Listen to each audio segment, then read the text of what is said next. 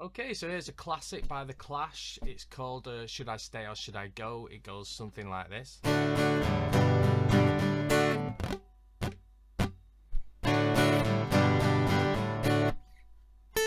then the song kicks in there with the drums. Okay, so what's happening in here? You're playing a D to a G to begin with.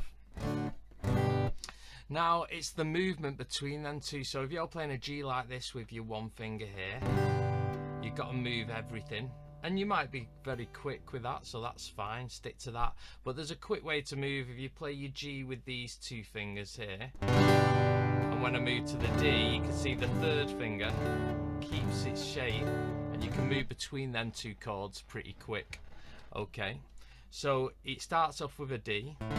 So moving to the G, put your little finger underneath there, and to get back, you just take them all off bar the third finger. So practice moving between them two. Okay, so if I show you the music here, you've got 3 strums on the D. These are all going to be down strums because it's kind of a punky song. It doesn't work so much with down and ups on this bit. You want a bit of edge to it. So 3 downs on the D, and then 4 on the G. 1, 2, 3. Okay, so now it seems a bit weird, and like this bar doesn't seem a nice round amount of like 1 and 2 and 3 and 4, and because you got 7 sort of chords in this one bar. Okay, so what's happening is, if I show you the counting above it, you can see if we were to count a bar with the ands, it'd be 1 and 2 and 3 and 4 and. Now you can see there's no chord underneath the 1.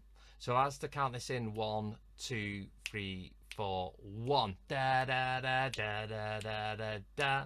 And that last D is on the 1 of the next beat. So you can see that the main riff doesn't come in on the 1.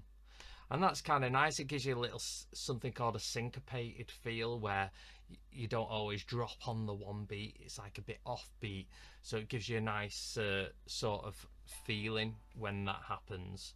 So if I was to count this in, 1 and 2 and 3 and 4 and 1, 2, 3, 4, 1 and 2 and 3 and 4 and 1, 2, 3, 4, 1 and 2 and 3 and 4 and 1. So in the intro, it's just the guitar, and you'll notice here when you've done that 1 on the D, 1, you get your hands and just gently touch your strings. You don't want to be pushing down because you don't want to hear any notes. You want to just hear a nice little clicking sound. That's called a mute, and it goes 2, 3, 4. So on the D is 1, 2, 3, 4. Let's do that again. 1, 2, 3, 4. So to put that into perspective, it'd be 1, 2, 3, 4, 1 and 2 and 3 and 4 and 1, 2, 3, 4. Again, 1 and 2 and 3 and 4 and 1, 2, 3, 4.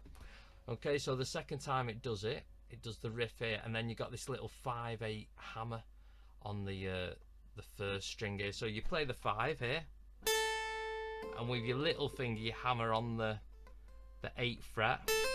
So by that point you want to have both fingers down. You don't want to be like jumping the first finger off, because you might take the note off. So you want to go 5, 8, so you're left like that. So the actual noise of this is created by it hammering down, not by picking it again. So putting that into perspective with the chords. So 1, D, D, D, G, G, G, G, D. And then the drums come in. So I'll put that into perspective and play it in one go. 1, D, D, D, G, G, G, G, D. 2, 3, 4, 1. D, D, D, G, G, G, G, D. Okay, and then the drums come in and you play this 4 times. 1, 2, 3, 4, 1, 2, 3, 4, 4, 1. So let's say we've done that 4 times. Now what I've written here for the verses, you can see the first 2 lines. It goes, just when the drums are playing, darling, you got to let me know. And then you do the D, D, D, G, G, G, G, G. Should I stay or should I go? D, D, D, G, G, G, G, G. So the next section is, if you say you will be mine. You can see it's a load of G's and F's here in the middle there. I'll just get that on its own. So however you want to do your G's and F's, you've got to move to that quick. So you could go G, G, G, F, F, F, F, G. So same rhythm. If that's hard, because I know playing the F like that is kind of hard, if you know how to bar like this, you can keep the same shape for your F and your G. So see, I'm doing the E-shaped bar on the 3rd fret. So this might be too hard for you. If you want something easier than that, you can just do a power chord. So my first finger's on the top string 3rd fret, and then the little power chords a fret away but on the next string, so there. But you would just have to pick them 2 strings. You'll get away with it with this because it is like a punky sort of rocky song, so power chords work well. You can go, so you're going G to F, so G, G, G, F, F, F, F, G. So that works just as well. So if I put that into perspective so you can hear the different options. So if I do the one before it, should I stay or should I go? D, G. If you say that you are mine, I'll be here. So it works all right. Or you could go, if you say that you are mine, I'll be here till. So anyway you can do your G's and F's, you do it that way, okay? Whether it's bar chords, open chords, or power chords. So then after you've done the G's to the F's, you go back to a D's to the G's. And then you go to A's here. So when you do that A, you're going A, A, A, A, A, A, A. Should I stay or should I go? So it's kind of a blues progression. If you listen to it when I play it now, you'll hear it's a blues sequence, but done in a kind of punky, rocky way. You ready? Darling, you got to let me know. Should I stay or should I go? If you say that you are mine, I'll be here till the end of time. So you gotta let me know. Should I stay or should I go? Okay, so the next bit. It's always tease, tease, tease. You're happy when I'm on my knees. One day is fine and next is black. So if you want me off your back, well, come on and let me know. Should I stay or should I go? Should I stay or should I? Okay, so the count for that is 1 and 2 and 3 and 4. So the count is going to go twice the speed here. A 1, 2, 3, 4, 1, 2, 3, 4, 1, 2, 3, 4. You'll notice that it seems like you're playing quicker and it seems the chords are quicker, but the actual change of the chords is going to be the same. It's just the right hand strumming doubles the amount it does.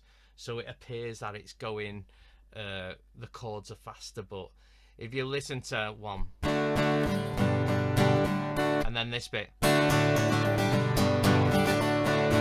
the actual chords are moving at the same rate, but this is going 1, 2, 3, 4, 1, 2, 3, 4 now. So D, 1, 2, 3, 4, G, 1, 2, 3, 4, D, 1, 2, 3, 4, 1, 2, 3, 4. Okay, so you want to get this hand moving now. I'd say just stick to the down strums at first if this is a bit hard, like 1, 2, 3, 4, 1, 2, just downs, and then you can start adding ups in. Start adding the occasional ups. So should I stay or should I go now? G, D. Should I stay or should I go now? G. I go, there will be. And then we go to the G, F, G. You ready, G? Trouble, F, G. And if I stay, there will be double B, G, to D. So come on and let me hang on. And then stop now.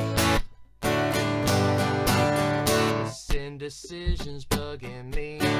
And then you're straight into another verse there. Okay, so I'll do this one more time. I'll sing the line before it. Should I stay or should I go now? G. Slow it down a bit, D. Should I stay or should I go now? If I go, there will be trouble. And if I stay, there will be double. So come on and let me know.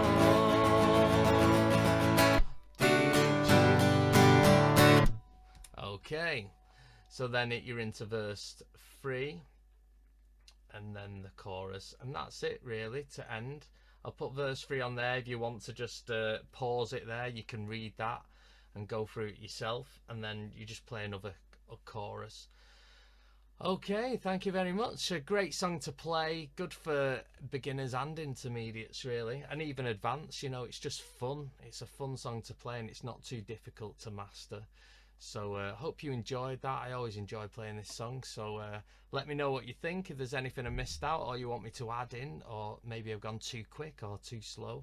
Just any kind of comments, feedback is all welcome. Okay, see you on the next video. Thanks a lot. Bye.